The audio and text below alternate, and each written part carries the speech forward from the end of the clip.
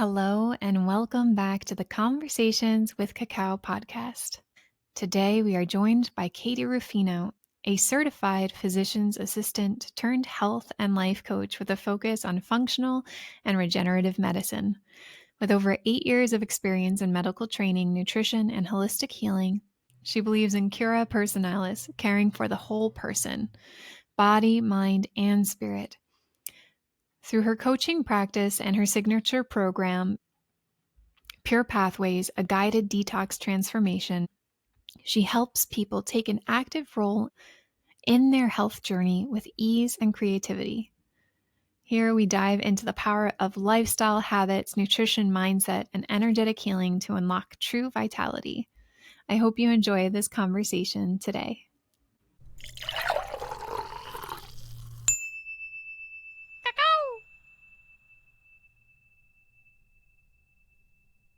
Welcome back to the Conversations with Cacao podcast. I am joined here today by Katie Ruffino, and we are so excited to share this conversation with you. Before we even dive into our conversation, let's just begin to create that space. Begin to create that space around our mind, creating that space around our heart,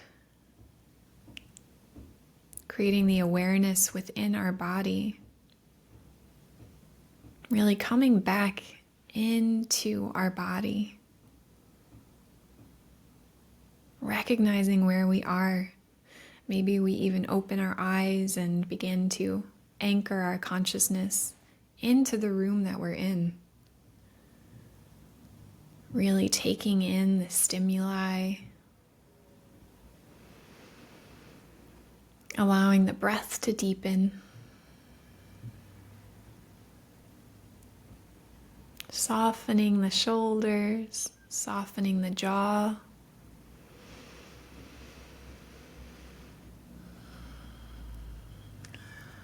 And allowing the mind to slow down so that the heart can speak. So that the heart can begin to really listen and share. The navigation of, ooh, that feels really good. That's interesting. That's curious to me. Or, I don't know how I feel about that. And just beginning to allow the awareness of those inner sensations, yourself as the bridge to reality. And maybe you allow your eyes to find one place in the room that your focus can rest upon. Taking a deep breath in, and knowing that this gaze does not have to be hard, it doesn't have to be fixed. Just as a feather rests on the water, allowing your awareness to rest in your body. Softening the eyes, the mind, the forehead, the eyelids, and gently fluttering the eyes closed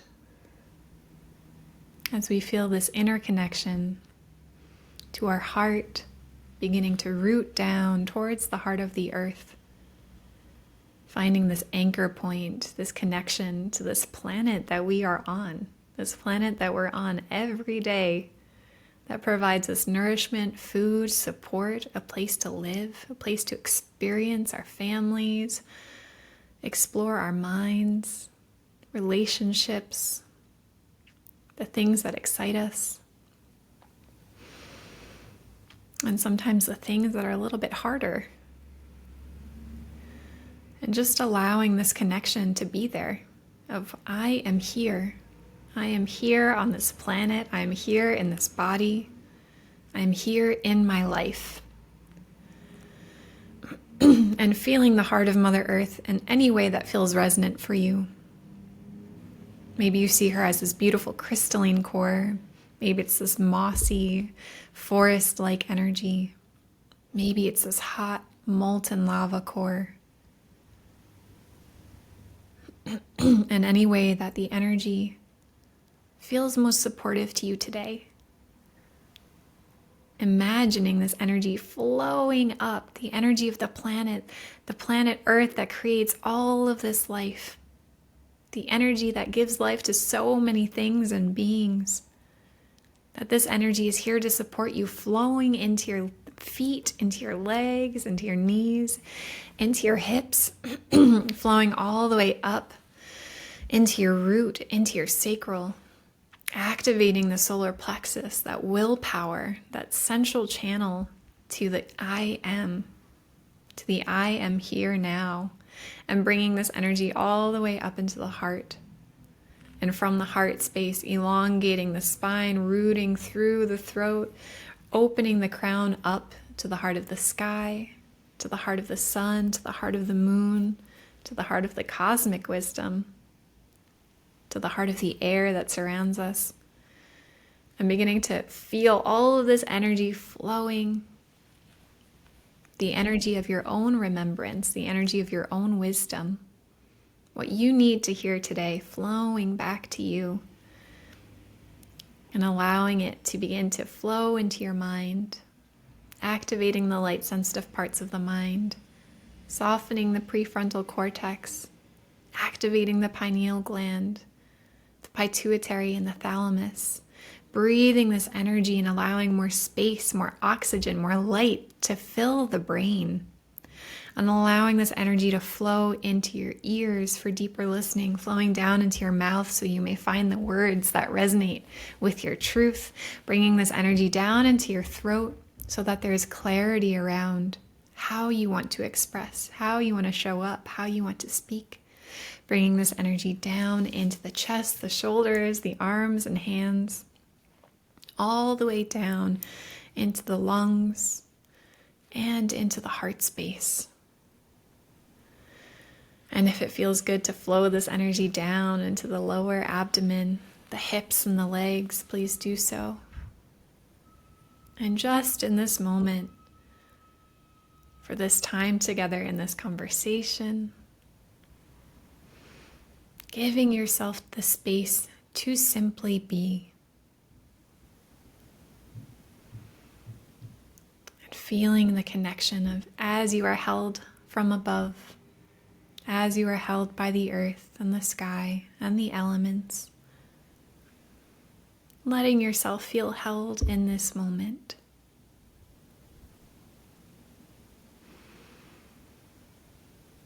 Because when we feel held, when we feel nourished, when we feel supported, then we can begin to provide the fruit of our own creativity with this world. We can pour forth from that full vessel that we have and begin to share even more. And from this space of gratitude, if you have a cup of cacao with you today, bringing it into the heart space, feeling your hands connected to the warmth, and maybe you place your cup right over your heart so that you feel your precious heart beating into the cup. Feeling the connection to this moment and the gratitude for this beautiful plant medicine that supports our body, that supports our mind, that helps us navigate our emotions. And we give thanks to the heart of the earth. We give thanks to the heart of the sky. We give thanks to the heart of the waters, and we give thanks to the heart of the fire. We give thanks to the heart of the air, taking a deep breath in, exhaling all around us and softening even deeper as we give thanks to the heart of ether and the heart of the void. Bringing our awareness right into our cup, we give thanks to the heart of Mama Cacao. Blessing this cup as our favorite cup of cacao right now, because it's the one within our hands. It's the one with us, the medicine that is here for us today. And from the space of deep gratitude, we give thanks to the guardians and protectors of the lands from which our cacao has traveled. All of the farmers, all of the people, the elements, the animals, the insects, that made this cacao possible today, the other plants, blessing all of the people along the path who brought this cacao to you.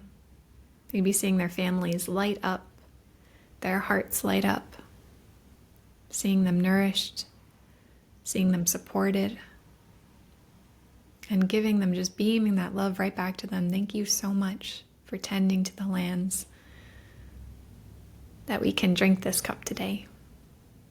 And then feeling that gratitude spreading to every area of your life, to family, to friends, to work, maybe to money, to ideas. And then we're going to flow this energy to all of our listeners on the call right now and to our guest, Katie, and allowing yourself to receive the energy from all of the listeners on the call today too. And then we're going to flow that love to all of the previous listeners, allowing them to feel and receive our gratitude and interconnection. And then flowing all that love to all of our future listeners. And allowing yourself to feel this beautiful love as you give and receive this openness. And seeing this beautiful web of connection, of consciousness, of light, of transformation, of alchemy, of flow, of joy, of grief, of transmutation. That we're all held within it. Everything is welcome here. And allowing yourself and giving yourself the permission to feel, to listen deeply, and to be loved. And from this space, any intentions that you receive from your cup, maybe you want to blow it into your cup, activating with your breath. Maybe you receive a beautiful whisper from cacao. And when you're ready, taking your first sip. And welcome to the call, Katie. Thank you. That was so beautiful. Jinx. I know we spoke our intentions before the call, but I would love, your intention was so beautiful. And if something else flows through now, whatever feels right for you to just share your intention with the listeners today. Yeah, of course. I feel like my intention has deepened a little bit from when I shared it with you. So my deep intention is to connect to the heart above all right now in this moment, and with cacao, and as cacao brings us into our heart space, truly softening and connecting and allowing whatever the heart is meant to feel, allowing yourself to feel that. And part of my intention I shared before is part of my bigger intention of who I am and how I show up in the world. And that's to let go of anything that is not you, that is not yours to carry. Whether that's an expectation, a story, limiting belief, whatever it is, just recognizing with loving compassion the ways in which you've held on to these things and lovingly release them, and tapping into who you truly are and allowing you to connect deeper with your truth and your gifts to then lead your life from that place to serve yourself and to serve the world. Because we're all such amazing, unique individuals with so much to offer. And yeah, let it all be through love. Oh, yeah. I'm feeling it in my heart already. Yeah. So beautiful. Yeah, just receiving that intention. I feel like you spoke that so beautifully, and I would love to just weave in, that my intention is to create really the sanctuary for extra support, for this nourishment. We really begin to feel our own energy, the presence, even though we're not physically in the rooms together, but we feel the love flowing to us, and then allowing ourselves to really receive that, feeling safe enough to receive love and open up. Yes. I am excited for our conversation here. I feel like you really introduced yourself on a soul level at this moment. But if you would like to offer our listeners a little deeper understanding of who you are and the walk that you walk in regular day-to-day life, and how you came to work with cacao and what it means to you, Love to hear that. Yeah, I'd love to share. So, as you mentioned, my name's Katie Ruffino, also known as Sunnyside KT. That's my business and my Instagram and all my social media handles. It's been that way for the past 8 years, which is so wild to think about because it was something that I just thought about when I created this food blog when I was in senior in high school. And then I never would have thought that it would have turned into a full blown business. So, yeah, so who I am, I feel like the question of who somebody is or what they do, often it's like when we're getting to know people, it's like, well, what do you do? Like, what's your profession? What do you do for work? And it's such a common question because it's like that's a thought that comes to mind is like, well, what you do must be part of who you are. And so over, the years of my life, I've really learned to try to connect to myself to who I am and what I do, but also disconnect that from being part of my identity. Because so often I think people get stuck with, oh, well, what I do is who I am, and if I can't do that anymore, then I'm losing myself. And so I've tried to know that it's a part of me, but it's not all of me. Because, like, I am a sovereign being, and I am so much more than what I'm able to do. It's the essence of who I am. So, but to answer your question about what I do as well, I am a trained physician assistant, so I work in both regenerative and functional medicine.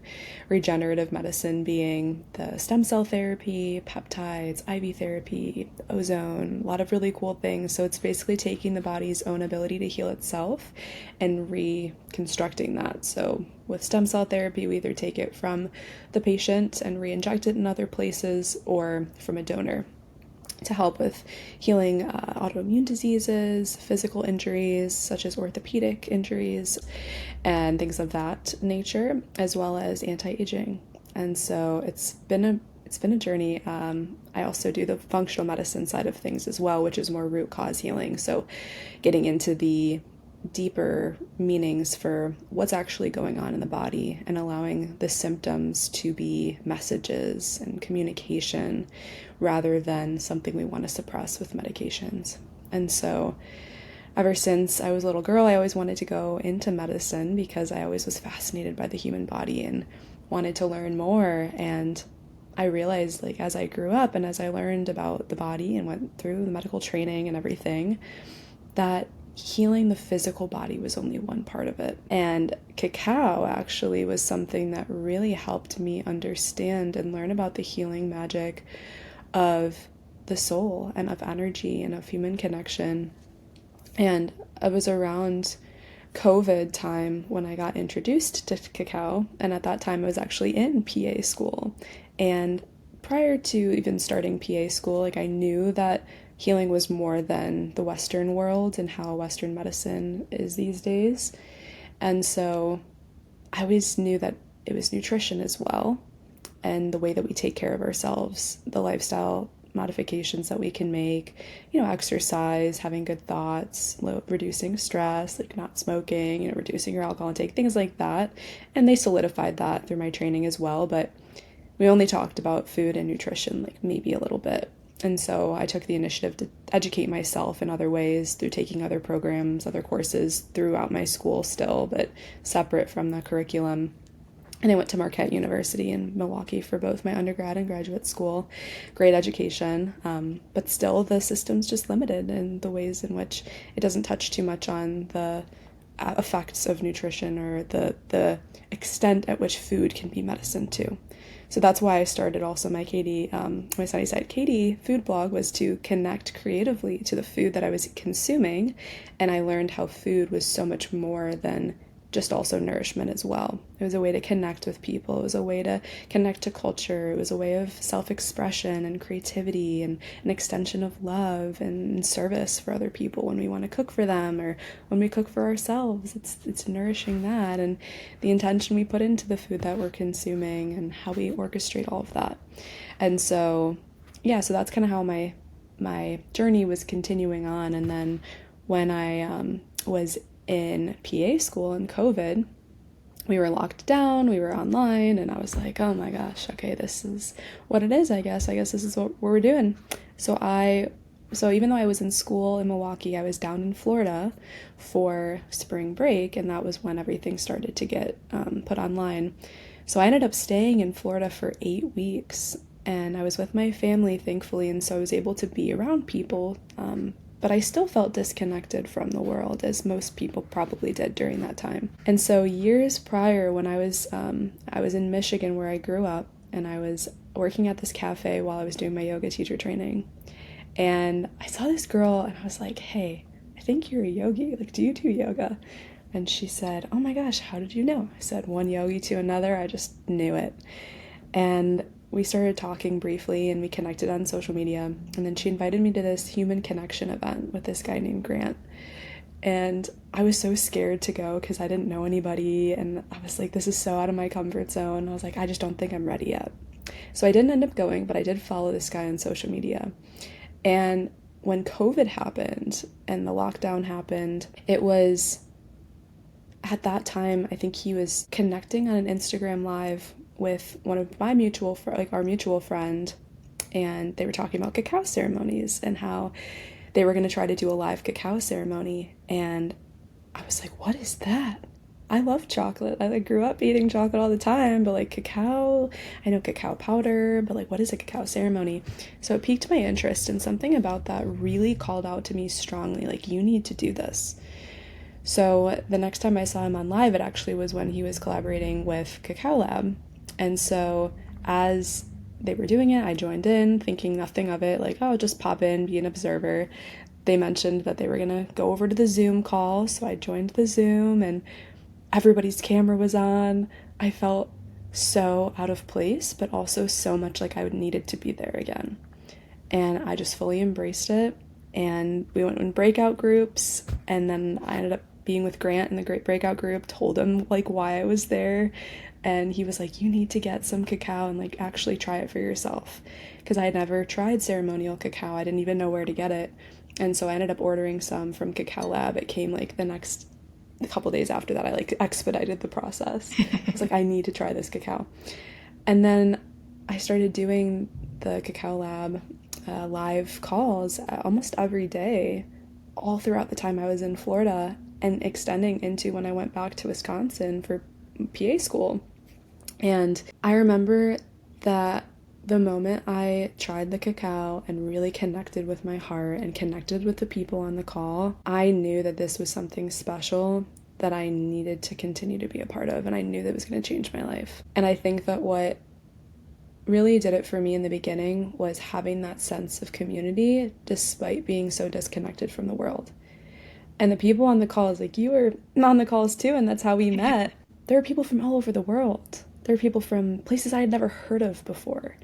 And people who were doing things with their lives, and whether it was for their profession or just a hobby or a passion, that were making a difference in the world. And I think there were like yoga teachers, like urban farmers, there were music artists, there were just a bunch of people doing really cool things, talking about human design, talking about mirror work, talking about like cacao in general. And so, and Florencia Friedman, she was leading these calls, and she's an amazing person too. So I really felt like she did a good job of inviting me into the space too, and making me feel seen and like I belonged and was part of the group. And that was the start of me going more introspective into who I am and how I want to show up and how I want to serve. And I always had been an introspective person. I loved having deep conversations, especially with my grandfather. Like, we talk every week for like 2-3 hours and talk about life. And he didn't, impart his or give his wisdom, pass it along to me as well. And part of what we talked about in cacao ceremonies was always honoring the elders and always honoring the plant medicine of cacao, like the spirit of cacao. And that felt so sacred to me. And it helped to increase my own gratitude for the wisdom keepers, for the people that pass on the wisdom and the gifts of knowledge and these traditions. And just everything about it felt so right. And like I could keep going on and on and on about it. But I think that how that influenced me then for the future was that I felt like it was such a safe place for me to express, to feel. I could share how I was feeling without feeling judged. I could listen to other people and provide them with some support or guidance as I felt called to. And then I started doing meditations for my PA class and started to try to create a space for those students to also tap into who they are, because we were in a very stressful time with COVID, yes, but also with being in PA school. Like, there's a lot of pressure, there's a lot of expectations, and not a lot of time to connect to yourself, especially as you're caring for so many other people. And so I wanted to create that space and also remind everybody that if you are going to be taking care of other people, taking care of yourself should be number one priority. And for a lot of people, that doesn't, it didn't resonate, or they didn't know how important it was. But I just wanted to be that reminder for everybody that you can't take care of other people if you don't take care of yourself first. And that was always like rule number one that I learned and did my best to stay true to.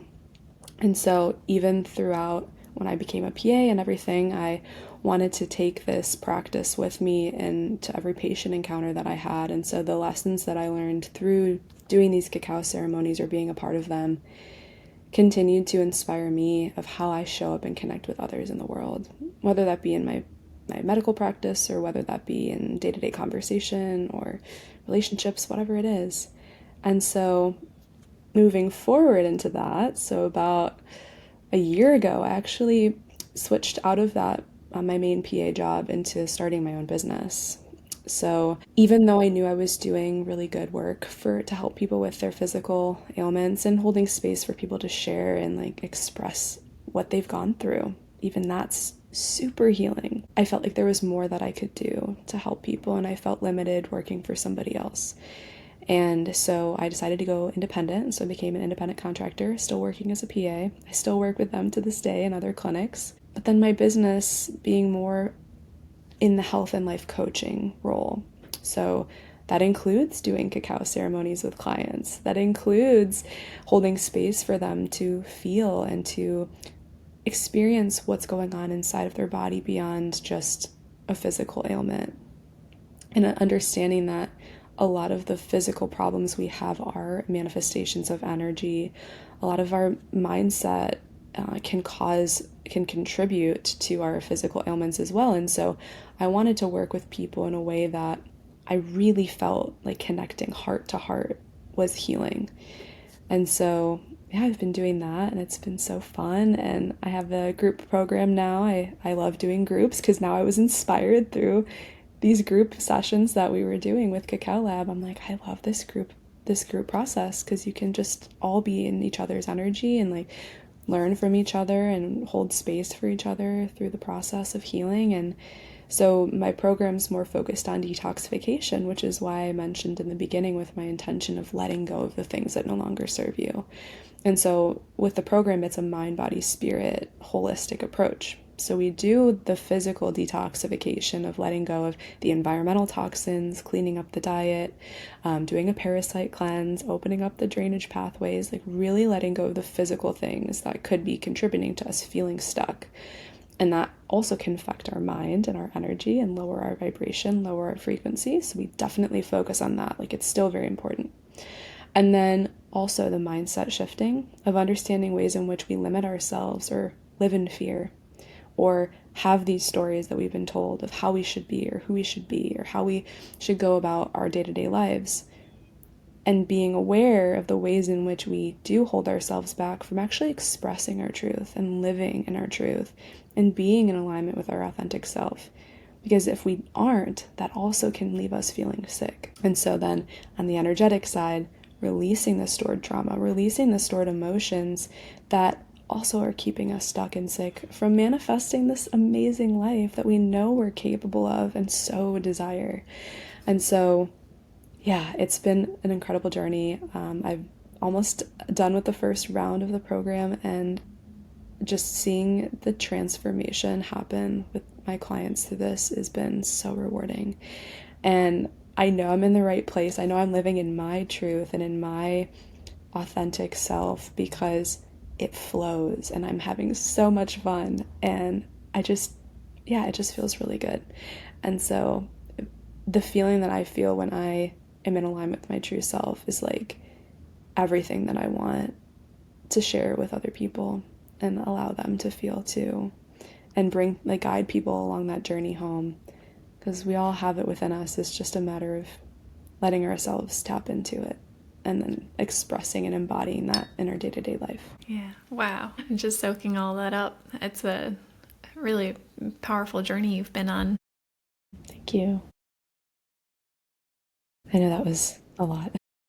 It's so beautiful. Like there's so many elements that really stimulate a lot of energy and conversation around, like living on this earth, being present in our body, how to actually harmoniously live and become synergistic in our mind, body, and spirit. For me, at least in my journey, has been dismantling the spaces where I'm recognizing, oh wait, I'm still kind of at war with myself, and how to really begin to soften and navigate the space of, oh wait, no, I don't have to be my own enemy in this sense. Food isn't my enemy. Exercise isn't my enemy. But how do I use this and leverage my own energy, my sovereignty, to begin to cultivate a life that is actually providing energy and sustenance for me? And that's part of my journey too, of being hyper vigilant about food.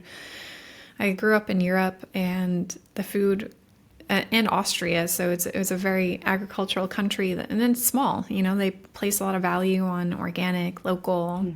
There's a lot of that regional produce that's there, and it's very easy to find and come by. And then moving back to the States 10 years ago with my daughter to be close to family. And then just, I always had the hardest time coming back to the States. I would come back in the summers and just couldn't eat the food. And for a long time, the relationship and drinking the water, I would drink tea all the time, constantly drinking. And I'd come back to the States and I'd hardly drink. I wouldn't drink tea. I wouldn't drink water. I always thought it was so weird. And then I moved here, and then it took me years. It took me a really long time to realize, wait, I'm actually creating more stress in my body by being so hypervigilant. I'm going out and being like, what's in this? What's in this? And scanning every single thing. And if I put this in, and then knowing, I'm like, that's a toxin, but I'm putting it into my body, and then creating this stress and disharmony and anxiety when I'm trying to be healthy. I'm trying to be health conscious, and it's creating this kind of, I guess it's a catch-22, where it's actually I'm not creating any sort of health because I'm creating more fear in my field. And then coming into that space of, oh wait, I can direct my energy too. And how do I want to approach this? I want the food to nourish me. I want to be present here with what I'm consuming. And that goes back to cacao. We sit in prayer. We give thanks to this beautiful plant and where it came from, its journey, and extending that to the other places of our own food, our water that we drink, our vegetables, our meat that we get. That's kind of what came up as you were speaking. But also, guys, I want to tune into that Cacao Lab space as well, because that was a really transformational space, and that was something special. Oh my gosh. Yeah, I want to comment on what you shared about the food, and then we can talk about Cacao Lab. So I feel what you were saying about the gratitude and the connection and the way that we think about the control about what we're consuming.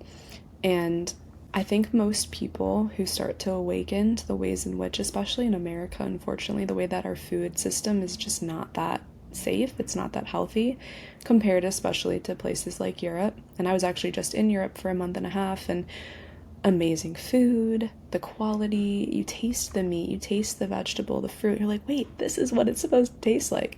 And then you come home and you're like, why does everything taste so fake? Or why do I start to have gut issues now again? What happened with that? I thought we healed that.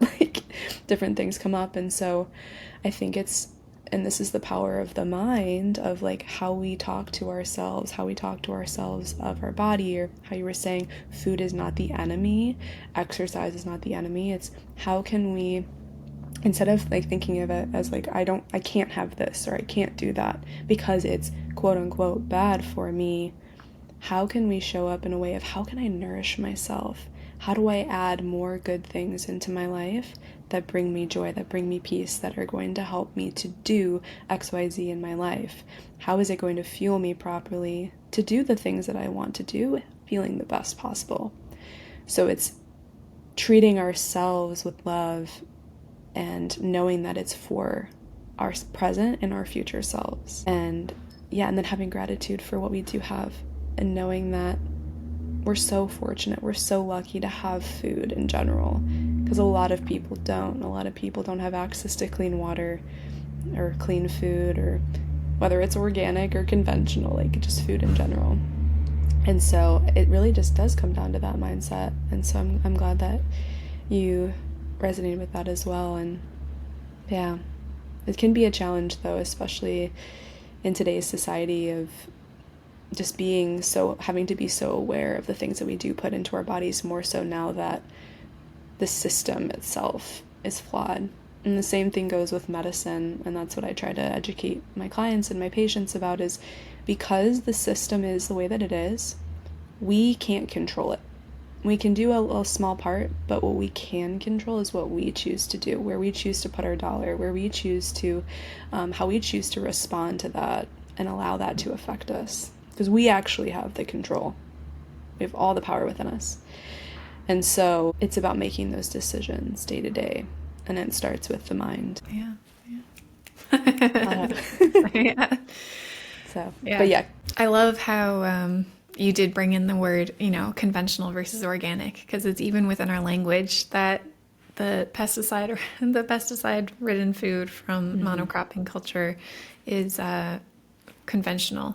Or it's like, wait, shouldn't the organic be that be the standard of? I think I might have to look up the definition of conventional again. But it's I'm going to do that. Actually, I was just going to say, super maybe we should quick. do that. Well, you know what came up for me when you said that is like, yeah, shouldn't organic be the standard? Conventional medicine is the quote unquote standard, like how conventional food is. But yet, why isn't functional medicine the standard? Why aren't we looking deeper at the root cause and understanding how food is medicine when it's the right kind of food, right? Exactly. So And all yeah. these other things. Sorry. So. No, that's it. I was complete with my thought. Yeah. Okay. So conventional. I lacked the articulation to really convey its meaning, but here we have the definition is based on or in accordance with what is generally done or believed. So normal, standard, regular, ordinary, usual, traditional, typical. And that question of, why is conventional food? Why is the foods that we have why is the medicine that is conventional? Why is that the typical one? We need to shift the narrative to allowing ourselves to be like, no, organic is conventional. Let's allow that. Functional medicine is conventional. Ooh, I love that. It's like a tagline coming on. It's like, organic is the new conventional. Functional is the new conventional. I love it. I love that. I'm planting those seeds. Yeah. Maybe somebody in the political system or who has big authority will find this podcast and be like, you know what, you're right. Change the system. I love that. Yes, I'm all for it. But it is huge. It's so fundamental. And even like what you're saying, what you pay for, you vote for, you choose, and you create more of. And even with our words, and as you were saying, like the words we cast upon ourselves, in some traditions, or people say like words are spells, the spells that we cast upon our life. And even just using it as the norm for this food being conventional, choosing the words that we use here. Maybe now, even for the people listening, we decide, no, that's not conventional. This is conventional. And allowing that inner sovereignty to now stimulate the transformation in that sense of allowing that in and bringing it back to what you were saying of how the mind, how we feed our mind, how we really nurture our mind. And maybe you'd like to share a little bit about that too. Yeah. It's a work in progress, as always. I think it starts with bringing awareness to the ways in which we already talk to ourselves and the ways in which we already go about life. And, some people are glass half full versus glass half empty type of people. And I was thinking about that actually the other day. I was talking with my mom, and I was saying that, everything that we are to this day in this moment is from a past experience that we've learned. So the ways in which we talk to others, to ourselves, whatever it is, we all learned it. And yes, we all have our own individual essence that can contribute to that, but we had to have learned somewhere. We didn't just come to this earth and know suddenly how to talk. And so I think that just because, though, we learned something doesn't mean we have to hold on to it, doesn't mean we have to continue acting in the way in which we've learned. And that's where it comes down to the choice. And that's why I was saying in the beginning about having that awareness of the ways in which we've been taught to think and to feel, or to not think and to not feel or do. And so, yeah, I think it starts with the awareness, because you can't change a problem you don't know exists.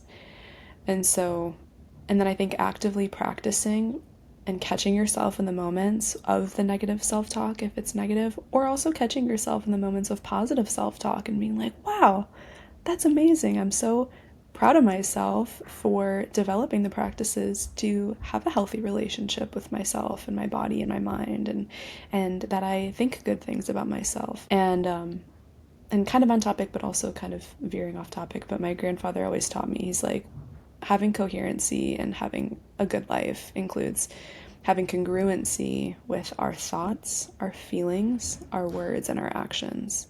And if that's all within consistency and congruency within the same truth, then we live with ease. Because if the things that we think are not the things that we say, like if we think and feel something and we're like, I feel like I should tell this person this, or, whatever this truth is I'm wanting to express, but I don't say it, that causes disease or dissonance within the body, and that can cause disease. And so, yeah, that's one example, but what was the original question? I'm not sure, but I would love for you to just, if you can repeat that one more time and just let that sink in.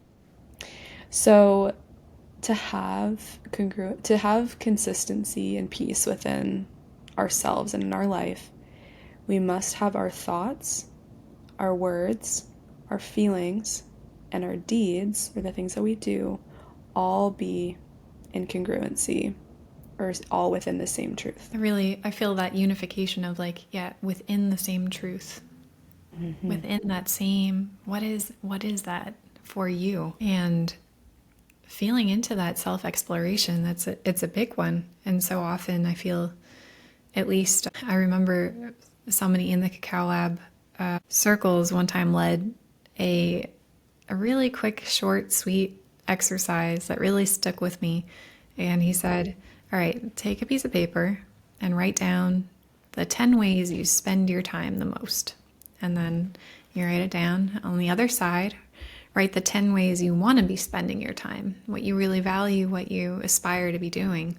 And then check both sides and see how is there a lot of overlap or is there not? And he's like, this is a really quick check to see if your actions are aligned with your values.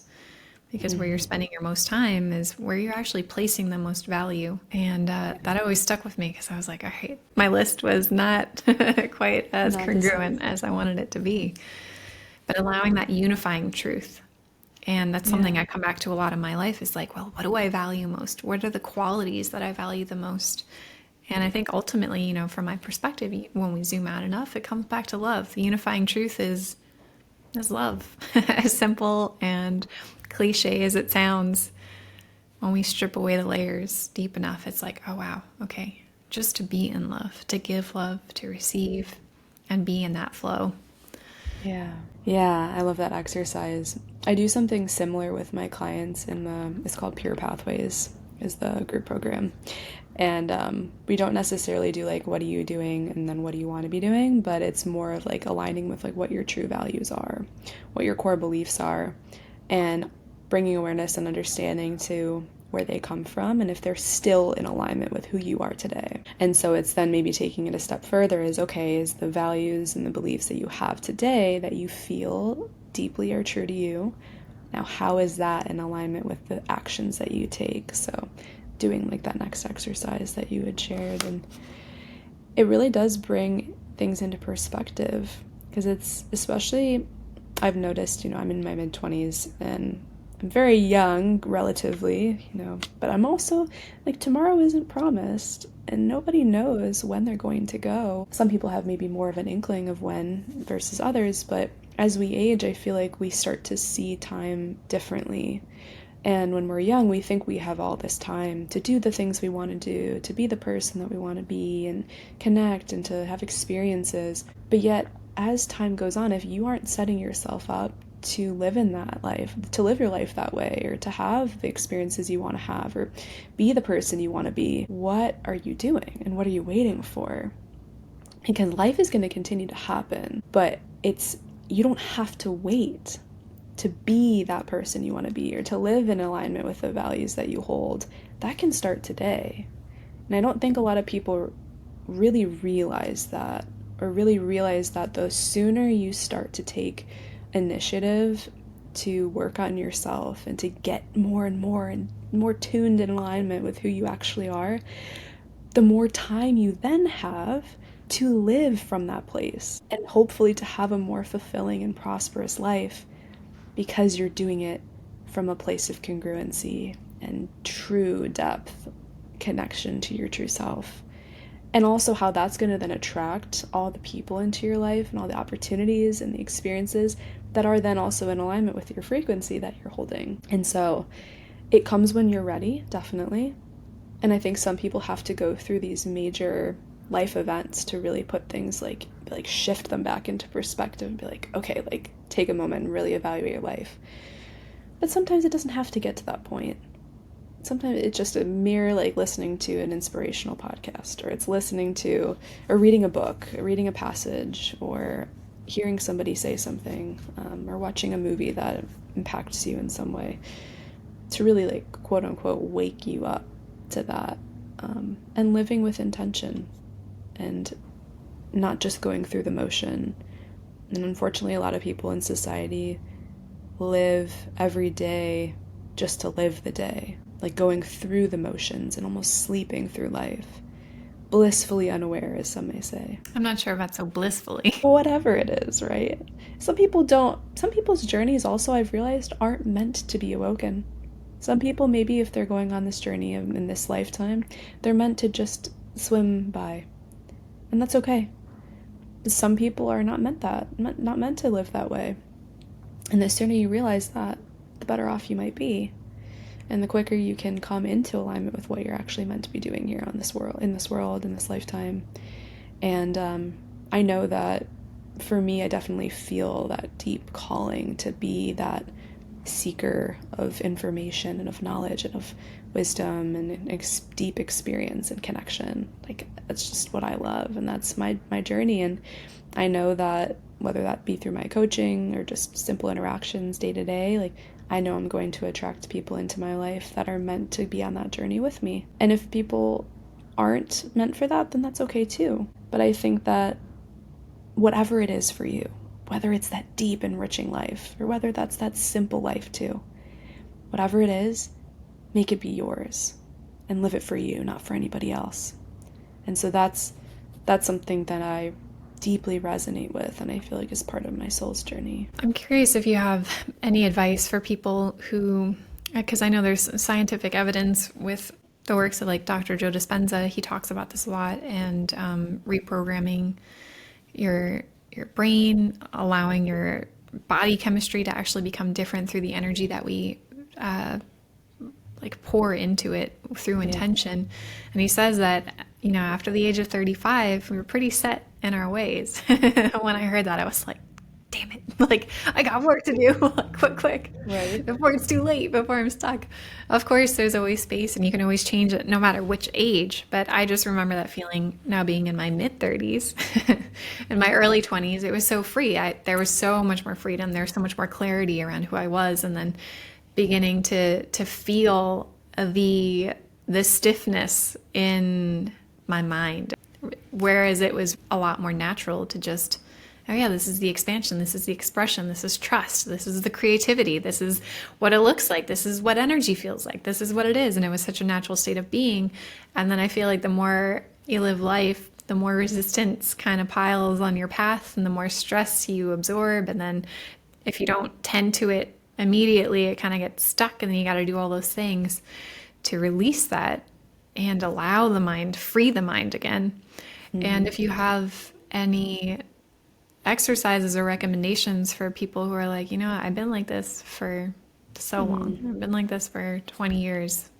It feels hard to change, especially I feel like what I notice is the day to day, and I think Joe Dispenza says it too. It's the hardest to break your habits when you're in the habitual.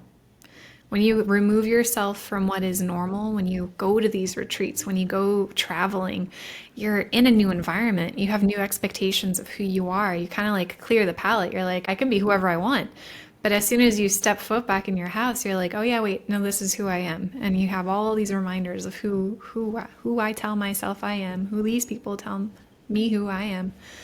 And any recommendations or anything that comes up of like when you're in the comfortable space, how do you find that willpower to ruffle it up? Well, the first thing that came to my mind was removing yourself out of the environment and getting clear on who am I outside of this. It's kind of like when we go into meditation, we're quieting the noise, we're going inward and connecting deeper to who we truly are. And then we come out as a different version in a way, like a subtly different version of ourselves, or a more relaxed version, or whatever that is. So I think that coming out of your environment can be helpful to like remind you or shake you up a little bit to think, okay, this is how I've been living my life in that environment, and I see the ways now in which that environment is affecting me being out of it, because I feel that shift. And so being aware of that, not judging it, that's the key, is to not judge where we are in our journey, or be like, man, I feel so stuck, like why? But noticing, again, with loving compassion, be like, ooh, I feel kind of stuck here. Let me get curious as to why. And if it's been something that you've done your entire life, it's going to be much harder to break, because the more, and we think about the brain and our neuronal pathways, the more we do something, the stronger the neuronal connection gets, and the harder it is to change that new neural pathway. And so from a scientific level, it makes sense as to why it would be harder to break those habits. The longer you have them, the more you have them. And so I think it really comes down to, it's like you gotta like kind of nip it in the butt, like cut it out, like kind of be more extreme about it, like a more drastic shift. And so that's what comes to my mind, is like getting out of the environment, creating new habits, creating new patterns, or starting to create new patterns, and then establishing, knowing when you go back into that environment, how are you going to do things differently, and how are you going to like when you have the momentum, because like when you come back from a retreat, you're like on fire, you're so excited, you're like, wow, I just like made all this progress. And then if you don't keep that up, it's a lot easier to then slip back into your old habits, your old routines, because you're in that environment now, and now it's reminding you. And this is normal. This is natural. And there's nothing wrong with anybody who this happens to. And it's not like, man, I'm a failure, or I don't have enough willpower, I don't have enough discipline, because you are running up a hill with that. And so I think it's, now I'm like really starting to think about that. Yes, definitely getting out of the environment is helpful. But I think once you get back into that new environment, it's noticing the ways, like the cues, like the habit cues of what stimulates you to want to slip into a habit. Whether that's buying the same groceries, and so then therefore if you have it in the house, you eat it. Whether that's having the TV remote in a certain position, and then when you're done with work, you go to the couch and you pick up that remote and you turn it on. Like noticing where you start to get triggered to do the habit you want to break. And then either moving that thing out of the way, placing it somewhere new, distracting, like inserting a new habit, so that way when you're triggered to do one habit, it actually causes you to do another one. It's like you're kind of reverse engineering your habits and your environment. But I feel like you have to be out of it for a period of time to really be aware of the ways in which you are stuck. And not that it's necessary, but it definitely helps a lot. I think it's also just believing that it's never too late. It's never too late to change. It might be harder, but it doesn't mean it's impossible. And I believe that if whatever you believe to be true will be true for you. And I think even Joe Dispenza talks about that, Tony Robbins, like they all talk about the belief system and the power of the mind. And so I think and again, this is another example of stories that we can hold on to. If somebody tells you, oh, when you turn 35, it's going to be really hard for you to change your habits, so therefore you're just kind of doomed. If you think that and you believe that, it's going to be a lot harder for you to make the changes. So if you decide that you want to unsubscribe from that thought and believe that it's not too late and I actually can do something about this, then I believe you can. And it'll be a lot. You won't be up against so much resistance. And I think about people who are like in their 80s who decide to be healthy and they completely change their life, and now they're out playing pickleball and like hanging out with their friends and going on the trip of their lifetime, or like whatever it is, because they refused to believe that it was too late for them. And it is powerful. I think I was just reading this book called Mindset, and it's all about fixed mindset versus growth mindset, and having the ability to recognize that I'm too old or it's too late, that's a fixed mindset, and allowing that space of like, oh wait, so now now I even have the awareness around and the vocabulary for recognizing this is fixed, and I can shift it into a growth mindset, and recognizing, even just playing with the fact of catching yourself, oh wait, I did it again. I said I'm too late to play guitar. I'm too old. I did that thing again. All right, let me just soften that. Yes. And that's where that awareness is really important, because Yeah. you have to like catch yourself in it. Yeah. Easier said than done. Yes. But little by little, you can like chip away at it. And then one day you're just like, wow, I completely shifted that. I know for me, like that's a big one, because when I was little, in my mind, I was classically trained for music, and I studied dance too. And ever since I was really little, people are like, to be professional, you had to start when you were like 4 or 2. Like you started when you were 6 and 8. Like you can't.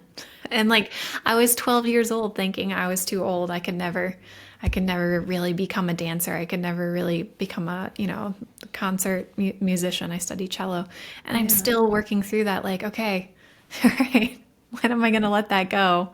That's insane just looking at these beliefs of not starting when you're 4 years old, or not starting when you're 12, not starting when you're 20, not starting when you're 30. Yeah. I was just at my great grandmother's 100th birthday party this weekend. Wow. And yeah, it's incredible. She's a century old. And thinking about my other grandma, and I still have to see her and ask her. And I'm like, all right, if you still had 20 years ahead of you, would you live your life differently than you're doing right now? Like if you still had 20 years, she's like in her 80s right now. You'd probably act a little differently. You'd probably be like, oh, wait, maybe I would really try to go for that walk. Or maybe I would actually turn off the TV and do something else. But that relationship also to time, even when you're older, like if you still had 40 years, another book. Yeah. I love it. I think it was in Big Magic by Elizabeth Gilbert wrote that. And she shares about this woman who is just, very, I guess, a go-getter, and her whole life she was studying things and just creating art. And when she was 80, she decided to take up a new hobby. And by the time she was 90, she was actually the world-class like expert on this subject. It was very niche. It was about like archaeology and history of this one specific lineage. But from 80 to 90, 80 she knew nothing, 90 people are going to her because she's the expert. That's phenomenal. That's amazing. And it starts with the insight, the power of the mind to really focus our attention in the direction where we want to go. Yeah, and that's such an inspiring story, because it really just comes to show that age will be a limiting factor if we let it, or it won't if we don't. And I think also some people quit too soon.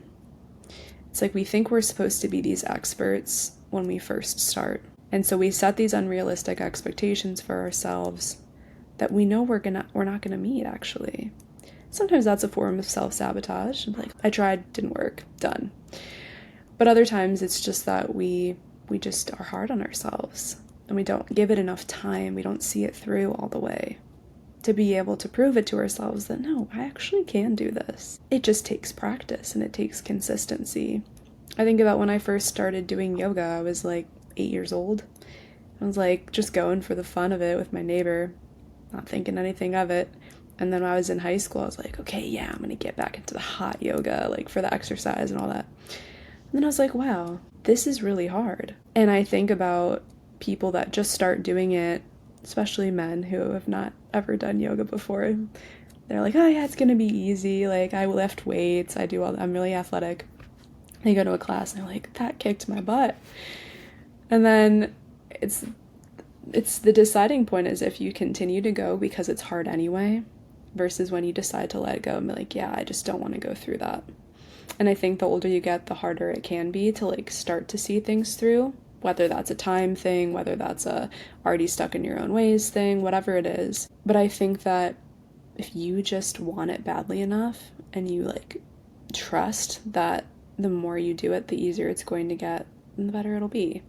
And so, yeah, I think that what came to mind is your why of why you're doing something.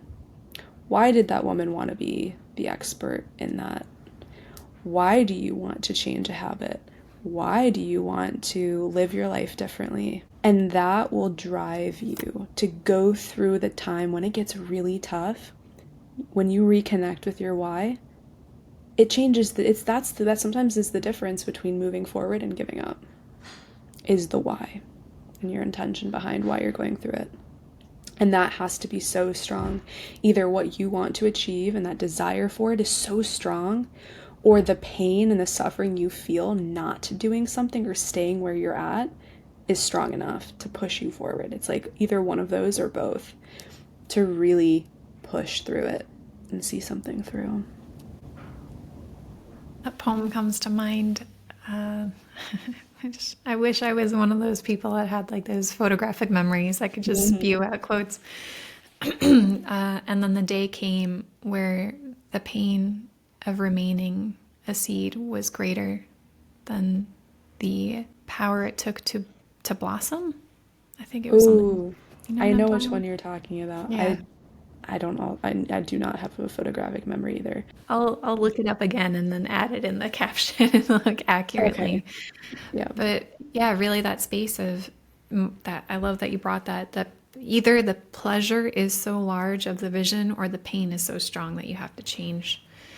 Yeah, because those are the guiding forces, right? And there's so much evidence to show that we will avoid pain even at all costs. We're wired to avoid pain. Even if something is pleasurable, if it's unknown and there's a potential of pain, we're going to not do it. So for me, understanding kind of like the neuroscience behind things helps me recognize, wait, okay, this is something I can actually work against. This is what's happening. I can hold myself in that.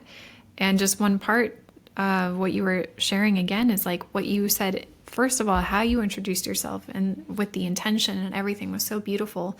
And how you even started that space of, well, I am not this, and allowing separation for this is what I do, but this is not who I am. And Atomic Habits is a really great book for that. I think written by James Clear, where he talks about the power of adopting identity and recognizing ourselves as certain identities for changing habits and seeing ourselves, the people who change habits most quickly begin to identify as that. They identify, instead of I'm quitting smoking, I'm a non-smoker. I don't smoke. So that's the new identity. I don't smoke, actually. I'm not quitting. I don't do it. Or this guy, he gives the example of this guy who wanted to learn how to play drums and never had a lesson in his life and was like, I'm a drummer. And he's like, that's who I am now.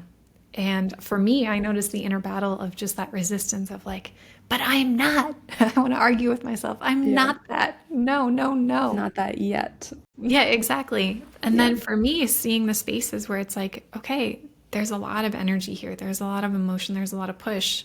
And then I just let myself be okay. I don't have to be that. I can be this right now, and that's fine.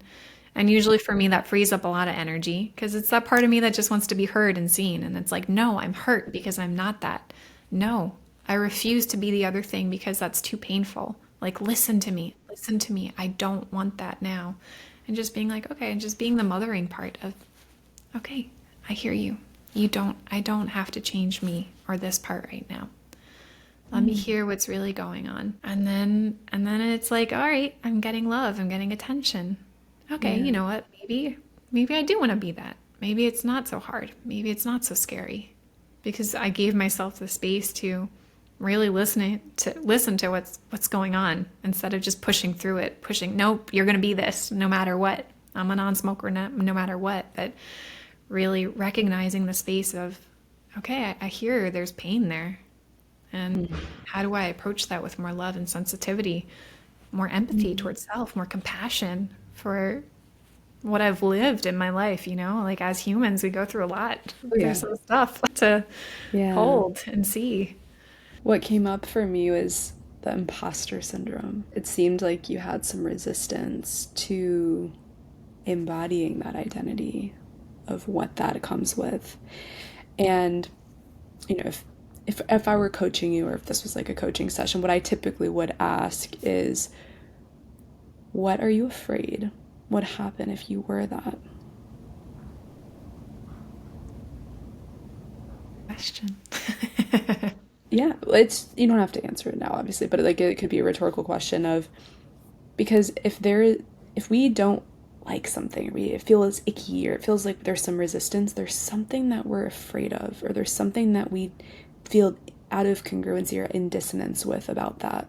That's why it's causing this unsettled feeling within us.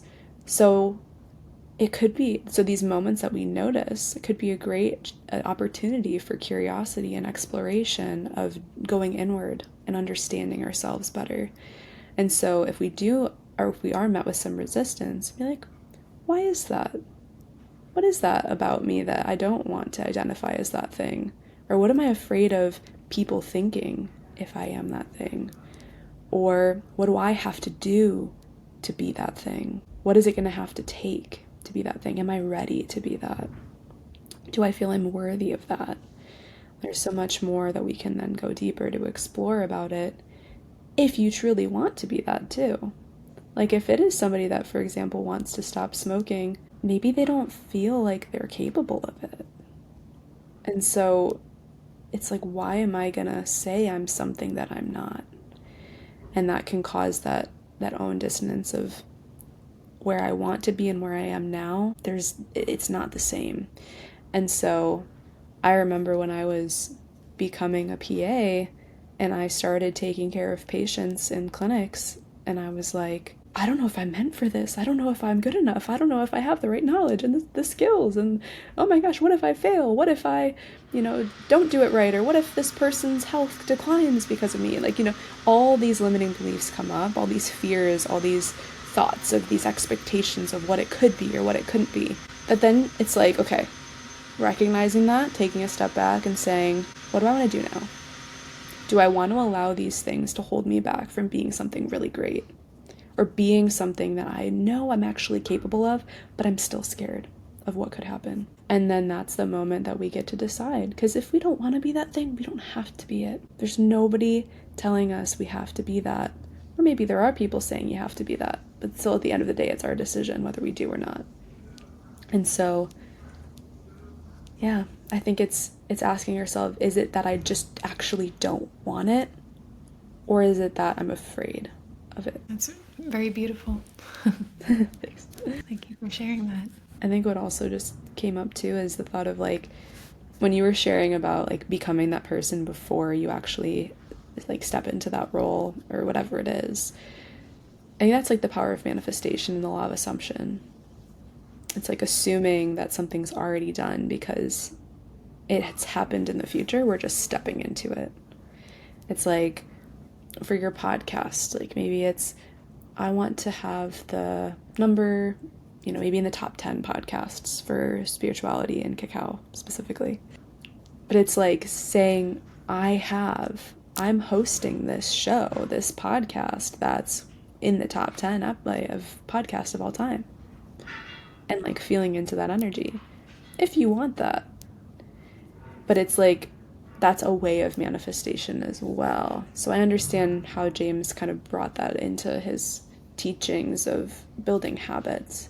It's like assuming it's already done before it's happened. But yeah, it's an interesting concept. It is, yeah. And the acceptance. Do we accept or reject that identity? I think it's as kind of simple as that. Like the acceptance of it is the assumption of that energy. And I Yeah. do a lot of like meditations and energy work too, and sitting a lot of Dr. Joe, Joe Dispenza, where sitting, and it's like I call it energy gym because I'm like, all right, well, I'm calling in joy, and I'm realizing all the resistance I have to joy, and it feels like going to the gym and shifting the energy, and like I physically or at electrophysically, I don't know, physically within my energetic body, have to manipulate the energy to allow that space in. I'm like, I actually energetically have to become different in order to allow joy in, or whatever frequency I'm cultivating, and that trust and playing with the yeah, it's just playing with the energies of what it feels like to have something be done. Because when something is done, for me, there's trust. It's like there's ease, there's relief. And so it's cultivating all of those frequencies within me, training my body to relax, training my body to allow more breath to move through, and like, oh, it's all good. Like I actually don't need to think about that, because it's when I'm there and I'm focused on it, then I'm working on it. And then outside of that, I don't need to plant the seed and keep digging it up to check if it's growing. I just can let it grow, water it, give it sunshine, and let it do its thing. That reminded me of one of the meditations we did in Cacao Lab, one of the groups, about how I don't know if you were there for that one, where we planted the seed and then we like visualized the seed growing and things like that, and knowing that, like, what you said about not needing to go dig it up to check to see if it's growing, it was reminding me of that. Do you know what I'm talking about? Do you remember that? I think so. I've done quite a few meditations of various methods of planting and Yeah. seeding. Yeah, it's such a powerful lesson. It's that, like you were saying, we don't have to always be in it to know that it's happening. Sometimes we can just trust that we're doing the things to bring us to an end goal or whatever it is, or to be a better version or whatever it is. We don't have to constantly be checking on it. Like, it reminds me of like posting something on Instagram. It's like you don't have to check every 5 minutes to see who liked it. But that also made me think about athletes that visualize them winning a tournament or winning a game or a medal or whatever it is. And I think it's Tony Robbins. It might be somebody else that talks about the concept of visionary, like the vision process of visualizing your outcome, your ideal outcome of something, Yeah. and then just like stepping into it and practicing the method of whatever it is to get there, and how powerful that can be. Yeah. And like mental rehearsal of, I think that's like the term that well, I guess you use visualization as well, but sometimes I like the words mental rehearsal because I'm like, okay, this feels a little less woo. It feels like more concrete for me. But there are studies that show athletes, musicians that practice visualizing, mentally rehearsing the skill in their mind, actually create the neural pathways within their brain and have an increase in the ability to actually do it, versus the ones who actually did it. The ones who did it, there was more of an increase. The ones who didn't do anything at all didn't improve at all. But the ones that mentally rehearsed this in their minds actually increased their abilities and skills on the physical. That's crazy. It's like, Yeah, it's like people who have spinal injuries. It's they can't walk. It's like they're going through rehab. It's like visualizing yourself walking. I remember, I don't know if it was a story I listened to in some excerpt or something, or maybe it was a patient of mine talking about how they just visualized themselves walking again. over and over again. So that's that mental rehearsal like you're talking about. And then their actual neuronal pathways connected and created new spinal nerves. And so when I work with patients with stem cells, when I'm giving them stem cell therapy, I tell them to visualize the cells healing all the parts of their bodies that are ailed. And I have them visualize themselves walking and going through that mental rehearsal. And I like prescribe them this exercise when they go home. And I have noticed that the patients that actually do it have better results than the ones that don't. It's crazy. Amazing. It's so cool though. Like, and that really just shows like how much of the world is actually a manifestation of the mind and the energetic body into the physical. And if we think about meditation and like the levels of consciousness, like the physical realm is the top level of consciousness, or the most superficial. Then it's the mental. Then it's the energetic, or the source energy of existing. It's so cool. So then as we manifest, it comes from down up, from inner to outer. And like how we change our internal environment reflects through our external. And there's so many different ways in which that's proven. It's just like, if that's the case, if that's true, then where are we putting our time and energy into to like actually get what we want out of life? Like, shouldn't we then be spending more time in that inner journey to create that external reality? But it goes both ways too. And it reminds me of Dr. Joe again, because I've committed myself to doing the blessing of the energy center. So I sit with it every morning, and I listen to the talk that he has around it. And every time I listen, I always hear something different, or I understand it differently. The one that's really been sitting with me is he talks about moving your awareness from particle to wave. So you're practicing convergent focus and divergent focus, allowing yourself to work and really be able to master both. And then moving from particle to wave, though, he's like, we're electromagnetic field. We have the particles within us, but we also have the wave that we are, the energy that we emit. Recognizing that every time I'm thinking about matter, I'm bringing myself right back to the particle. I'm bringing myself right back into matter, right back into the known, right back into what's familiar, right back into the concrete. And I'm like, all right, okay, go back into the energy, go back into the wave. Feel the wave, become the wave, tune into the waves around my body. And then it's like, have a thought, right back to the particle, right back to matter. And I'm like, I am so obsessed with matter. Like, I'm so obsessed with things. And I stopped thinking about things, like think. And then I was like, okay, breathe. And just navigating the sensation of energy and trusting the flow of it. For me, at least, it's like it takes a leap of faith to just allow myself to really tune into the wave, allowing that connection to self. And as you were saying, like the inner journey, how much attention are we spending on the outside, manipulating physical matter and moving this over there and moving this here, but really allowing ourselves to tune into our energetic matter, the inside, our soul, our source, and then allow that expression out. And then see what happens from there, from that connection. The word that came up for me for that was surrender. Yeah, fully surrendering to the process and not attaching to the controlling the outcome, just letting things flow. How do you relate to surrender, and how has surrender supported you on your journey? Man, it's been such a journey of surrender, especially this past year. So I grew up with people in my life loving to controlling the outcome of things, controlling other people, trying to control me. And that made me feel a little suffocated and like a lack of trust in myself. And that if I was going to do something and they were like trying to control what I was doing, then I'm like, well, do they not trust that I can do it? And then that formed this belief within me that maybe I can't if they don't think I can, or if that's how they're trying to control it and do it for me, or whatever it is. And so it's been a journey of unlearning, the unlearning of needing to control as well, and learning to surrender to the flow of the outcome of life, and trusting that if I am in alignment, again, back with alignment with my truth, and living with intention, of my highest good, of the highest good of others, then whatever the outcome is almost doesn't matter. And so being a high achiever my whole life, I always had a plan. I always knew what was going to happen next, or had an idea of what it was, but I didn't know exactly how it was going to happen. So for example, went to school, knew I wanted to be a PA, knew what the steps were.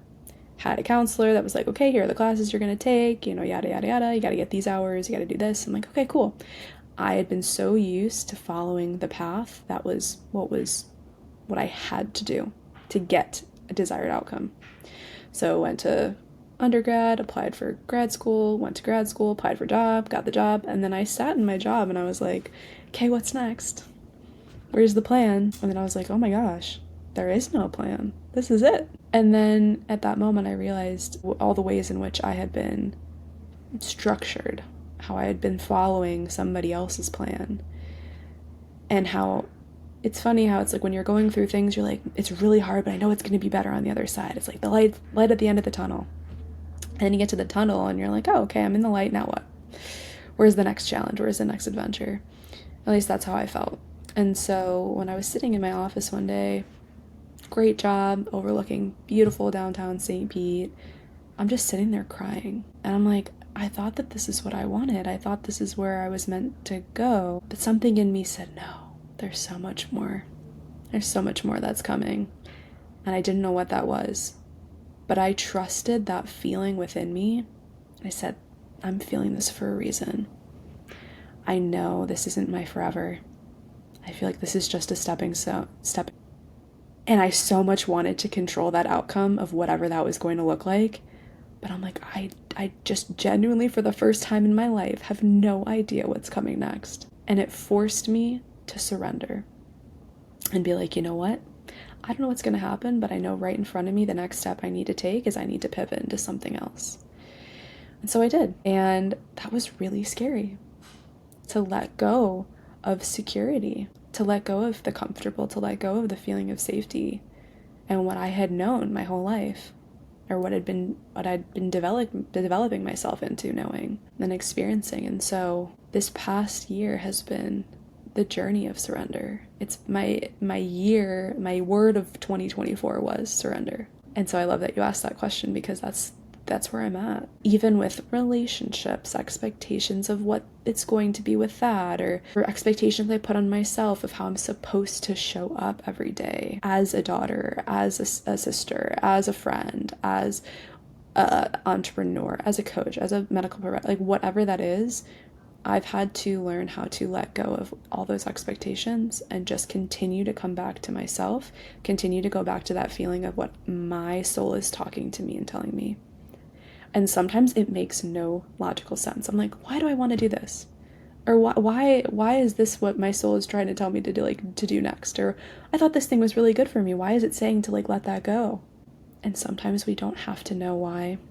We just have to trust and let go and surrender to the process of the unfolding. And I feel like every time I do that, I'm reminded why when it happens, or when the outcome actually comes. I'm like, oh yeah, that's why. And so the more I do that, the more competency I've developed of surrendering. And not that it's easy, and not that I'm like this amazing surrenderer, but like I'm getting better every day.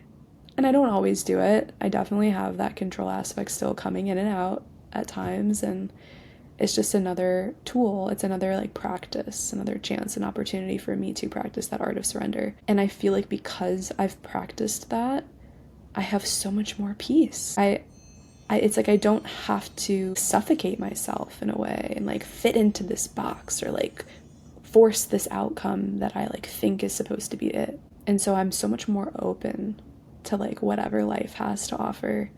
And I so trust in the process, and I trust in God, and I trust that I'm being divinely guided. And this is all for a greater purpose. And it's not just for me. It's for everybody. Like who I interact with, who I'm involved with. Like they're teaching me, I'm teaching them. It's an energy flow. It's an exchange.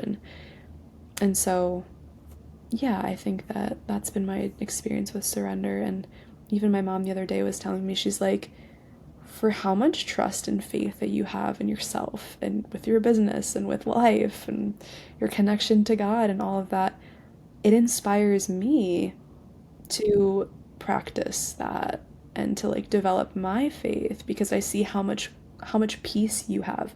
Like we just had a hurricane in St. Pete. We had two hurricanes in St. Pete. My mom was like, "How are you so calm?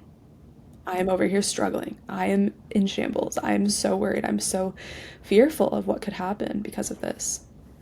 And you're just over here like living life, doing the next thing as if it's not happening at all." And I was like, man, maybe I should be a little bit more worried. But then I was like, no, this is just a testament to the work that I've done to be able to live my life with less fear and less worry because I've trusted that everything happens for a reason, even the things that seem so destructive. It's all shaping us. And I look at the community that was built now because people are losing their homes and how people are coming together to support each other. And it's like, wow, well, that's beautiful. It's like we can always find the good, even in the bad. And things have to fall apart in order for them to come back together in a new way. And so that's where also the mindset comes of just trusting the process and seeing that everything does happen for our greatest good, even when it's hard in the moment. So that all has helped me with surrendering.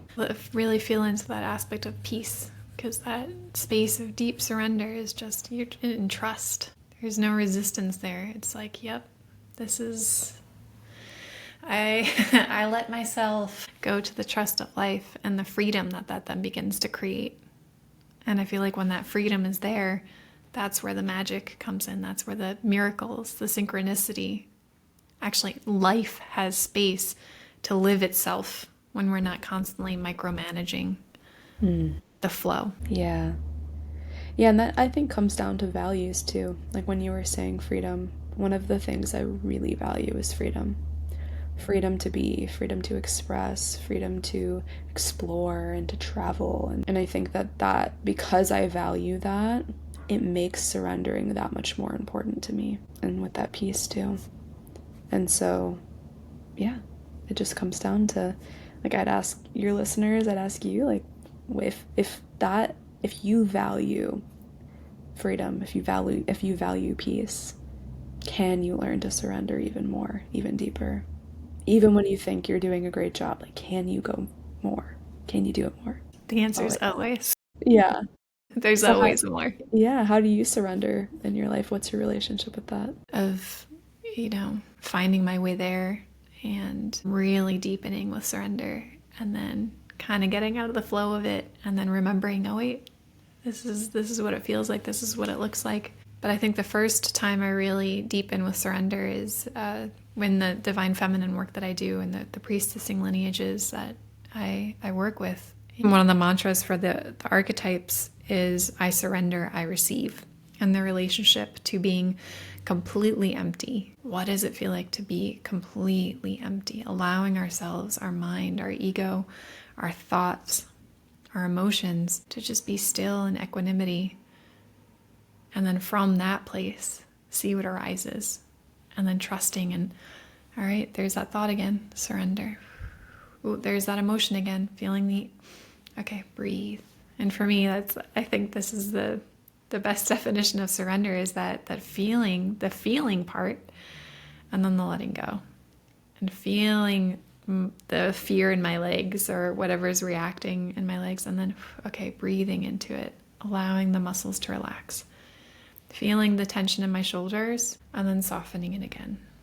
And how much deeper can I go into this moment where I let myself feel completely held? And then that space where the times when I let myself feel completely held, like out I fly. Insight comes in. Whatever it is that is really there wanting to speak to me, share with me, be, just simply be, has space to be. And it's funny how I've done it for so many years, so many meditations where I've let myself go there, where I've let myself completely surrender. And then still, I feel like I'm at square one again. I'm like, wait, I did all this work. Why am I not trusting again? And just like, all right, well, just start from where I am. Let myself surrender again. Let myself relax more. Just recognizing that it is not a linear path, that it is really this expansive, it's, we're human. It's never just going to be, this is the path forward. This is what it is. Like you were saying, this is the plan and this is what's going to happen. Nope. You're going to get the medicine that you need. And as we grow and expand and have experiences as humans, there's going to be new things that unfold. And it may feel like we're at square one, but even though on a soul level, I'm like, all right, I know I've done this before. So I have the trust so I can relax even more into it. So I feel like that's my relationship with surrender, if that makes sense. Yes, definitely. And it's unique for everybody. And it doesn't always have to make sense to other people as long as it just makes sense to us. Have you heard of the surrender experiment? I have. I read it and it's amazing. Is it Michael Singer, right? I think. Yeah. So I just started reading The Untethered Soul, and that's another one of his books. And I've been feeling called to the surrender experiment since this is part of my intention for this year. But yeah, have you done it, or is it just a book, or is it an actual practice? The surrender experiment. Yeah. So it's really the story of his life and his journey, how basically that in a nutshell, when he stepped aside and just said yes to whatever was coming his way, he allowed the greater life to live through him. Basically, he was like, whatever comes my way, I'll say yes to because it's coming to me. Even if it's hard, I'll say yes to it and I'll do it. And he would do it, and then just amazing things that would come from that. And I always have a little caveat with that book to recognize the work that he did first before he started saying yes to everything. He sat in meditation. He cleared his mind out. He tuned in to the frequency of his soul. He allowed himself that space to settle and be still. And then from that space, he started saying yes to the things that came into his life. It wasn't before when there was mind chatter. He was vibrating all over the place. He had like fear and joy and all that. It was like, nope, he did the work first. And then he started saying yes. And from that place of trust and connection to source, to his own clarity of vibration, is what started to unfold. Ooh, I love that you gave that caveat because I had a friend and she was explaining how she read the book and started to say yes to everything, and how she felt like she then started to take on way too much and it wasn't all in alignment with what she wanted or who she like the path she wanted to go on.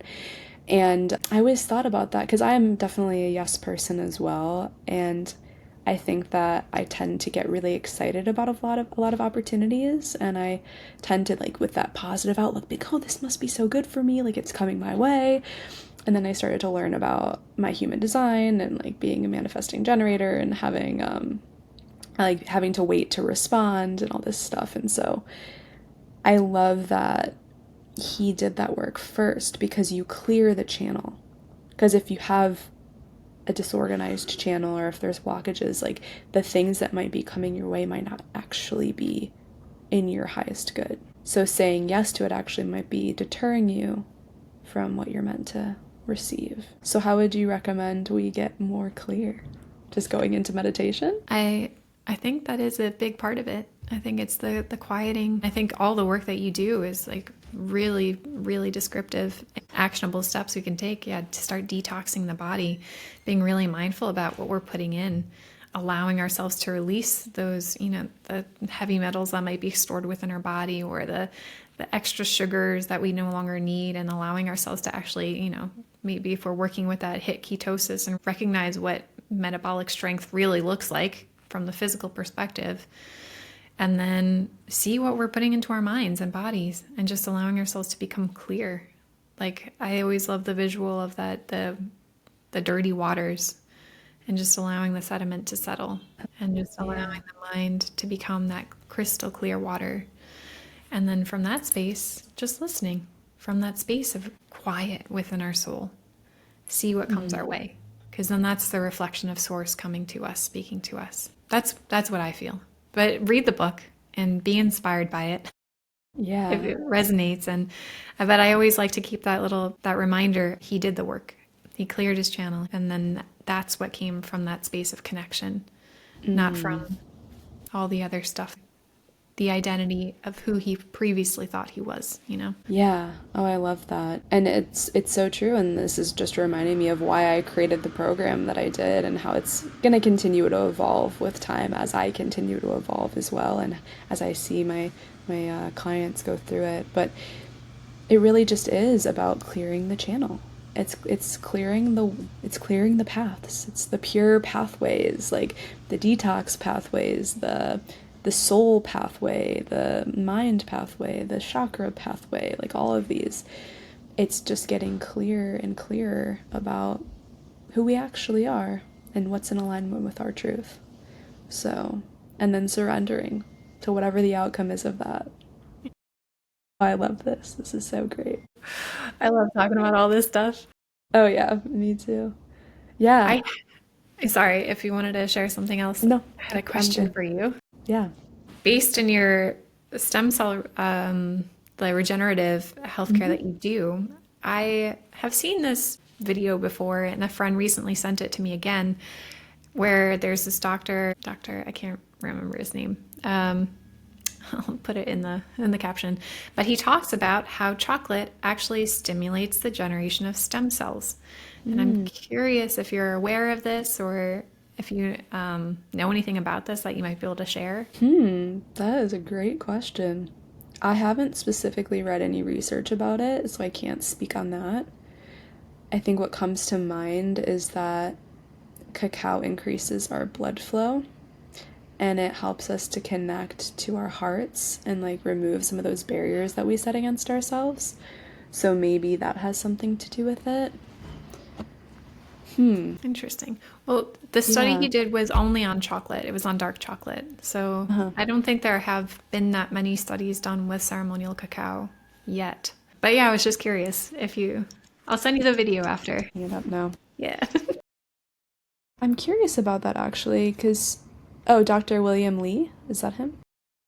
Health benefits of cacao, and he talks about it increasing the stem cells. I'm curious what the actual physiological process is of that, because stem cells are stored in both our adipose tissue, or the fat tissue, and it's stored in our bone marrow, and it's generated in that space. So I feel I like don't I know, remember it being related to the bone marrow. probably, yeah. It might have something to do with the blood flow and also the nutrients maybe in the cacao that are responsible for the stem cell proliferation. But I'll have to do more research about that. Now I'm curious. Yeah, now I'm really curious. There's so many different ways to improve our stem cell production and function. And for those who don't know what stem cells are the most naive form of cells, and they can turn into whatever cell that they want depending on your immune system and where in your body needs help. I like to describe it as like our little fighting system and our little army within us, and how our immune system is protecting us. And so our immune system has these different chemical messenger systems that it excretes all these different chemicals in the most basic sense that then stimulate the stem cells to be like, hey, over here, we need help. And so the stem cells flow through the bloodstream and go to that organ or tissue or whatever it is and start to proliferate or grow into the new damage, like from the damaged tissue into new healthy tissue to repair the organ or the tissue. And so it's really amazing. And yeah, just the whole like art and science of it is so magical. And so it's fascinating stuff. That's so cool. It's like our bodies are so genius. It's Oh, yeah. really, really amazing. Yeah. And like we do this on our own. And so as we're young, you think about kids are so resilient. They go and play on the playground, they get a scratch or they break a bone, and then like they're up and ready to go within like not that long of a time. But then as we get older, an elderly person falls, breaks their hips, and they're pretty much on their deathbed. And it makes you wonder, like, what's the difference between these kids and these elderly people, and how one is so resilient versus the other. And it really comes down to stem cells, and the amount of stem cells that you have as a kid is so much more robust than when you're an adult. Because through a lifetime, you think about how many times you've hurt yourself, or how many times you've gotten sick or needed to regenerate and utilize that supply. as we age, that then amount starts to go down. And so when the theory, the thought process behind stem cell therapy is that you're introducing more cells into the body to add to that overall amount to then be able to regenerate parts that are damaged. But it's only a short-lived, because you use them and then you're out of them.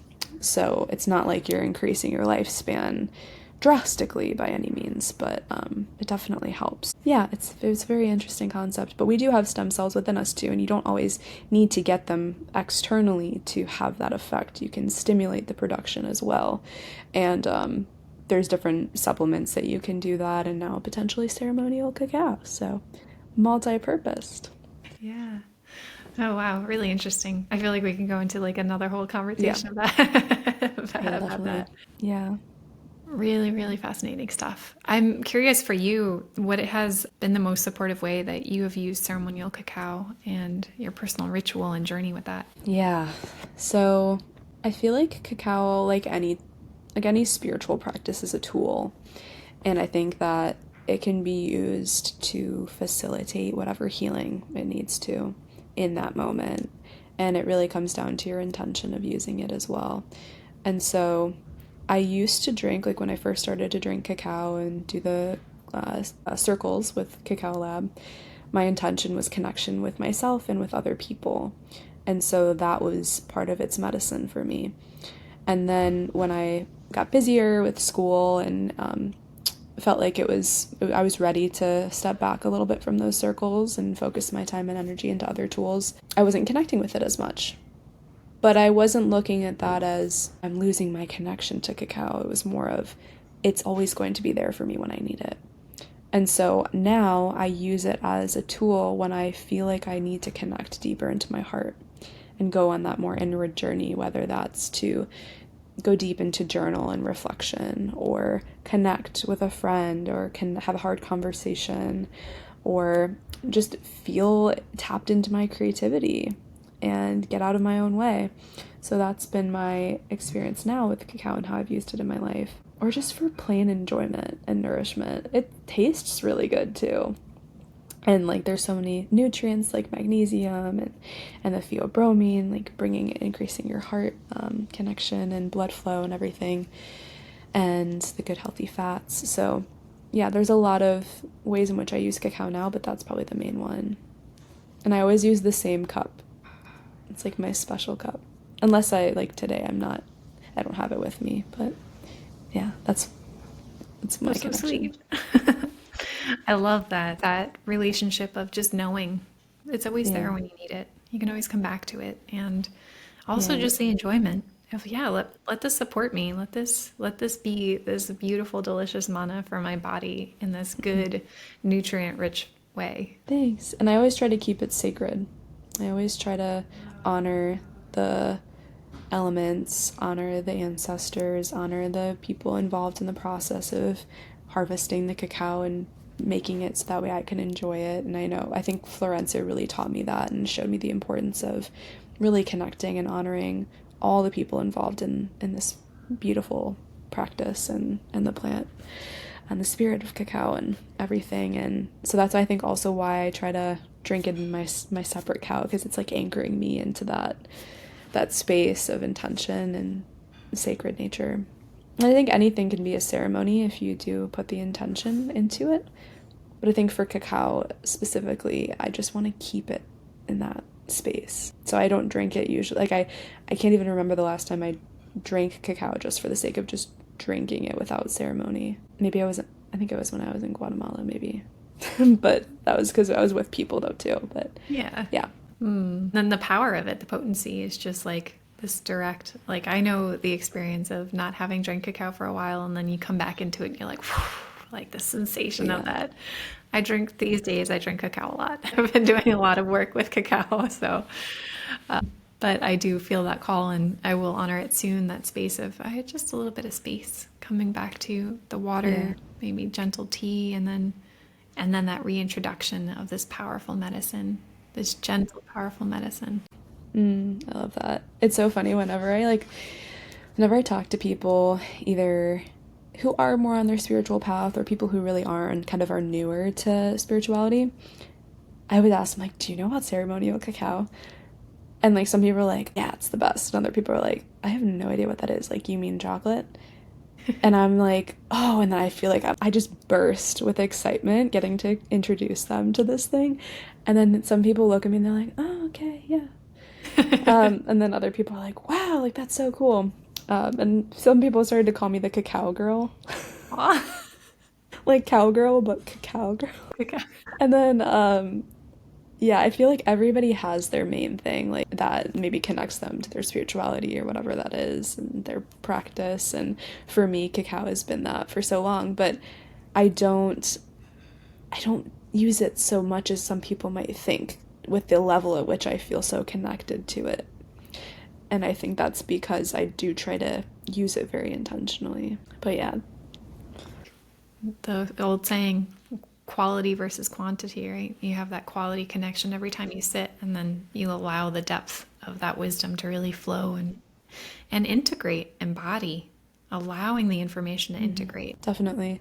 Just something about cacao. I don't know what it is. I don't know if it's the fact that it releases so much dopamine in the brain, but like I get so giddy when I drink cacao. I just like, I'm like, oh, just like life is amazing. And like I'm like even now, like even though like I drank a little bit today, like just inviting in the spirit.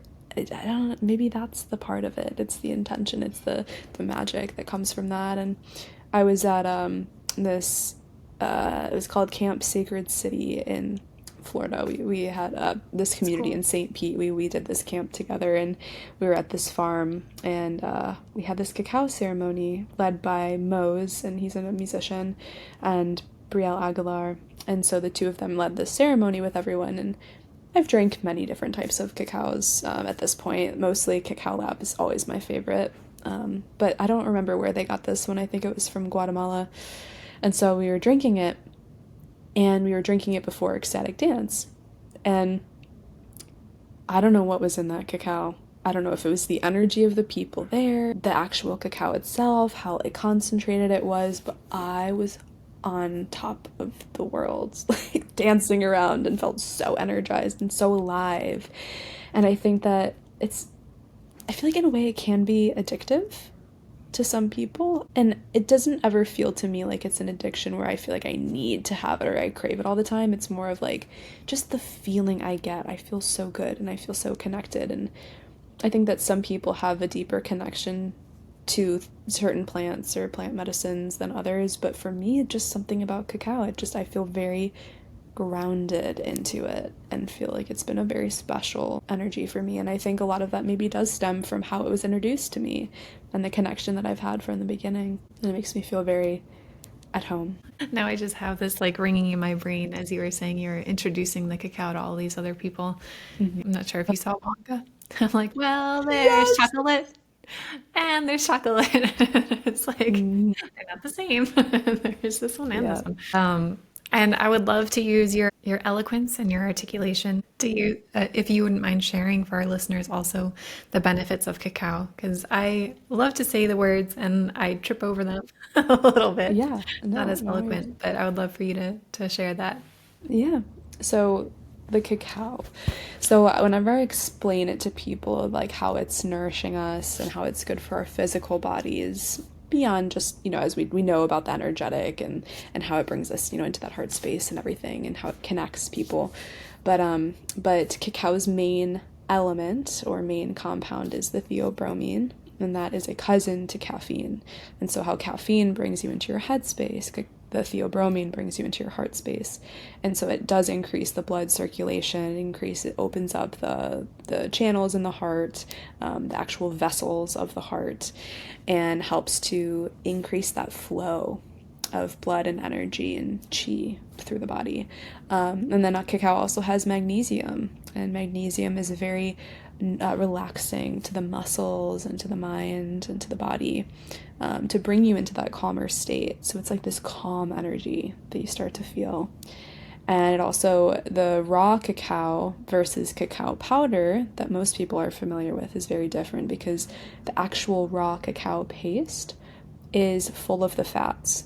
And so The cacao powder has the fats extracted, and it's just the actual powder carbohydrate, I think, is basically what's left. And so with those fats, a lot of the nutrients, or the fat soluble nutrients, are stored in or restored in the ceremonial grade cacao. And so you're also receiving those fat soluble vitamins. Those would be like vitamin A, D, E, and K. And so I'm not sure if it has all of them in there, but it definitely is more of a nourishing drink than for the body. I think that's pretty much it. Also, the cacao is very high in antioxidants, and so that also has been shown to be very protective of the cells. And so when we talk about detoxification, we talk about the health of our cells. If we are exposed to toxins in the body, or if we're exposed to different environmental toxins in the world that come into our bodies, those toxins, if they're not properly processed and excreted from the body, if they linger around, they can cause what's called a reactive oxygenated species, which can actually cause damage to our cells. And so antioxidants help to reverse or protect our cells from that potential damage from toxins, and also helps to reverse some of that injury to our cells as well from environmental toxins. Now, a caveat of that is that some dark chocolates or cacao can contain heavy metals. And depending on the source, you want to be careful of where you get it from, because some do have things like mercury or lead or aluminum or cadmium. Cadmium and aluminum are the two main heavy metals that have been found in certain sources of cacao. Or even dark chocolate. It doesn't even have to be ceremonial grade. So just some things to be aware of, because while they are high in antioxidants, they might have some heavy metals in them as well, which can kind of counteract. So definitely something to be careful of. I do heavy metal testing for patients in the medical practice that I'm in, and with that I find higher levels of cadmium, and I ask people, do you eat a lot of chocolate? And they say yes, usually. So that's something to be aware of. And do they eat chocolate or ceremonial cacao? None of them have really said ceremonial cacao. A lot of them have said chocolate, but I remember when I was in Guatemala, I was there in October of 2023 for a yoga retreat, and then I stayed on and was like in the village and everything, and Guatemala is a big source of ceremonial grade cacao, and I was drinking some of it at this one place called Emporium. I don't know if any of your listeners have ever been to Guatemala and you've been to San Marcos, like Atitlan, they know about Emporium. And there's this cacao store inside, and they have a variety of different sources of cacao. And I asked the guy who was working there which had the most heavy metals versus not. And he had actually known, and he would tell me, be like, this one has a little bit more, this one's this one's probably the cleanest. And they were all from different sources, and they were still ceremonial grade. So it's not that you're completely safe with ceremonial grade versus not, but it is something to think about. So I don't know if Florencia, if they've had Cacao Lab tested for heavy metals. Are you aware if they have? I'm actually not sure, but I think most ceremonial brands, they should have it in their transparency report. So you can reach out to whatever brand that is and then ask for the cadmium levels.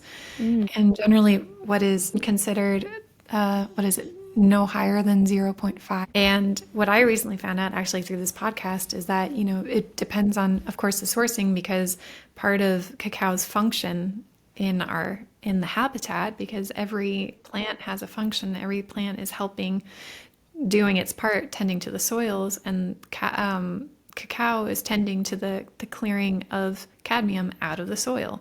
So it's actually detoxing the earth. And when there are larger deposits of cadmium in the soil in that area, in that region, it's cacao's job to clear it out. So then it becomes a part of the fruit as it's generating.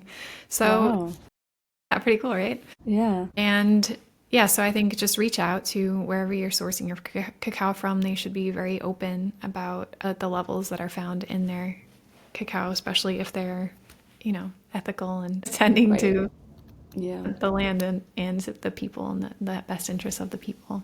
Yeah, and I also want to share that even though we are exposed to these environmental toxins, heavy metals, like, it's inevitable that we're going to be exposed to them, because that's just the environment, the world that we live in. But it's not to be scared of them or alarmed by them. It's just knowing that what you can control is supporting your body's detox pathways to process them properly so they don't get stuck in the body. And that's through making sure that drainage pathways are open. You're pooping properly, your urination, your sweating, your lymphatic system is open, for example, your liver, your gallbladder. These are really important things to make sure that they're open so that way you can properly detoxify. And if you're interested in learning more about that, you can definitely check out my information. So even if we are exposed to it, it's not all is lost. I love that. Then I will definitely let people know the best way to contact you and get in touch with you for your programs. Yeah, definitely. And all of that. So one of the questions I've been asking people, which I'm really enjoying the answers is what is your favorite thing about being human these days? Ooh, I love that question. My favorite thing about being a human, I think it's getting to experience the beauty of life. So I am a Leo sun, but I'm also a Libra moon and rising. And so part of that I'm learning is with the aesthetics and like appreciating the beauty of life. And I've always felt that from a young age, is like I just love being able to look at things and seeing the beauty in all of it. Like right now I'm in Michigan and I'm looking outside the window and like the leaves are changing colors and the breeze and the cool air and getting to be cozy and drinking something warm, or like being in Florida where I usually am. It's very warm in the tropics and I get to feel the sun on my face, and like just connecting to all that we get to experience in this life. That's my favorite thing about being a human, and getting to create the life that you want. Like, and just knowing that you have the power to experience life in whatever way you want to, and whatever lens you are viewing it through. It's amazing. I love living. I love living, being a human, having full emotional experiences, like all of it, getting to connect, getting to learn, like having conversations with like-minded people, or even unlike-minded people. We get to learn from each other. I love your answer, and thank you for sharing. Thanks. I'm sure that will inspire some of our listeners as well. I hope so. As a part of this tradition on the podcast, of the previous guest leaves a blessing for our future guest. Just allow yourself to receive. Okay. Okay. I did want to start this blessing with a quote from Jaya John. If your soul is on fire to serve in a way that scares you to death, and you don't feel worthy, ready, able, and the burning will not leave you alone, congratulations, you have your calling. So my dear friend, thank you for taking the time and the space to listen to your heart song, to share your words with measured compassion and also your intelligence that you carry. Both are necessary. Let your head and your heart be best friends. Let them walk alongside you.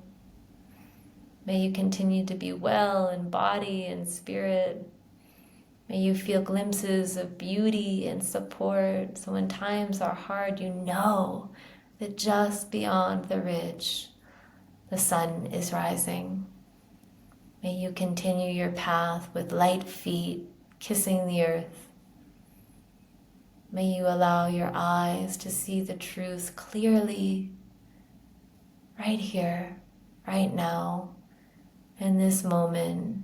You are perfect. Allow your perfection to be shared as a gift, not only from you, but from the oneness to all that are. And so it is a whole. So Wow. just beaming that blessing to you. Yeah. And I love how like every blessing is so perfect in the conversation of what we share about, and it always like touches on it in this very unique and specific way. So it was meant for you. Oh, I love that. Even just what she shared in the beginning when she was saying, I feel like that connected with our conversation about talking about like doing things even though they're hard, and knowing like trusting that it's that calling within you and just having no path but moving forward. It's so special. What was her name? Alexa Iasaro. She's really awesome. I can definitely pass along the information too. And she's a psychotherapist living in Mexico right now. Really powerful wisdom. Oh yeah, I felt that. I felt her depth Yeah. for sure. Thank you, Alexa. Okay, so now my blessing for the next person. I feel like it's gonna be similar. Okay. My blessing for you is to listen to your heart's calling and to allow yourself to soften into that space of the heart, to let that be your guide and to lead your life through love and to see the world with so much beauty and so much joy and abundance and possibility,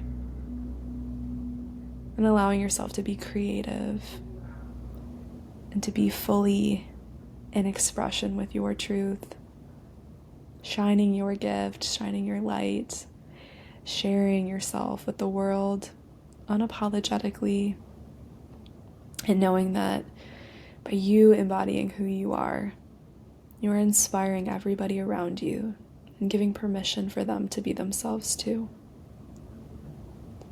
And knowing that we all are on our own individual journeys, coming home in the remembrance of who we truly are, and also co-creating this beautiful space together to give and receive wisdom and love and joy, and that it will always be what it's meant to be. And so it is. Aho. So beautiful and unique. Yes.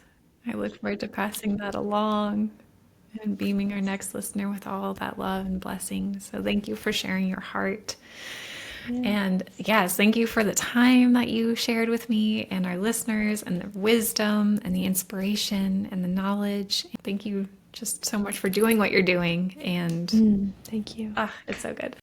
It's my pleasure, and it makes me feel so good to be able to pass all of this on. And I'm grateful to have received all of the wisdom that I have and continuing to be in alignment with my truth.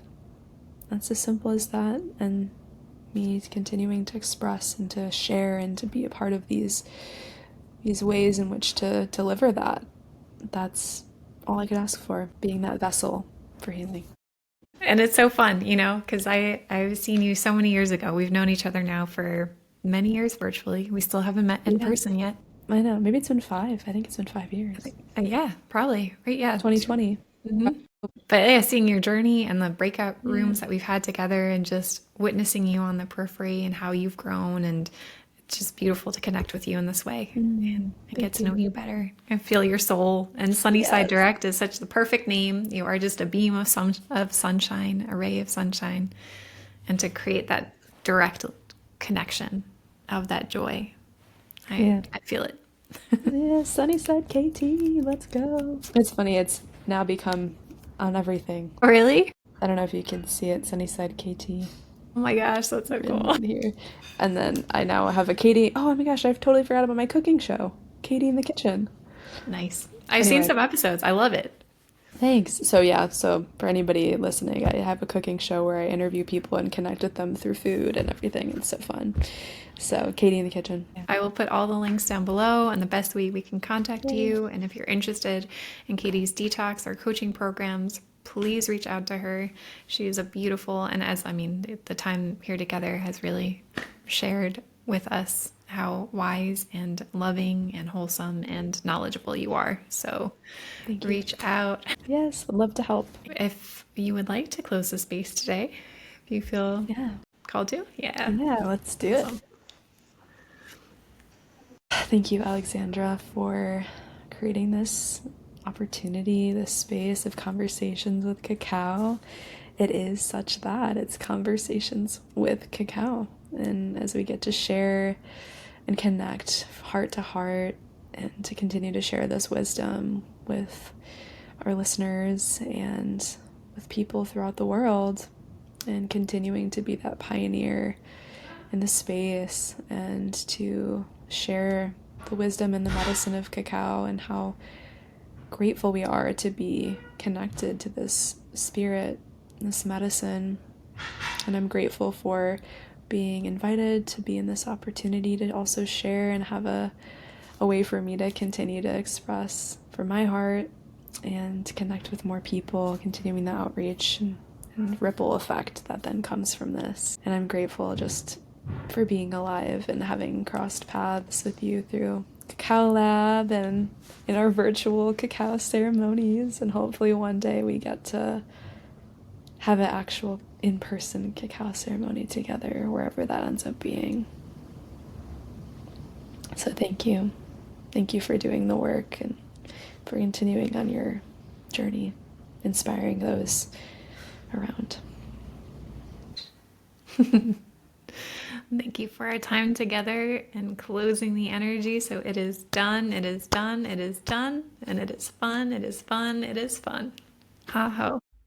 Thank you so much for tuning in to today's podcast episode. I hope you enjoyed this episode. I hope it inspired you to take one step closer to your optimal health and your authentic self. If you love this conversation, be sure to subscribe, leave a review or a comment, and share with someone who could benefit from this message. You can connect with Conversations with Cacao on Instagram, on our website.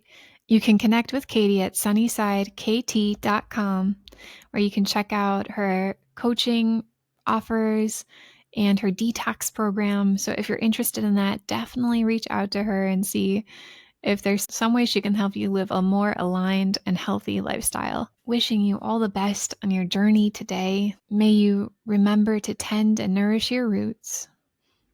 May you bless the awakening of your own heart so that you can embody your own unique essence magic, because you are pure magic.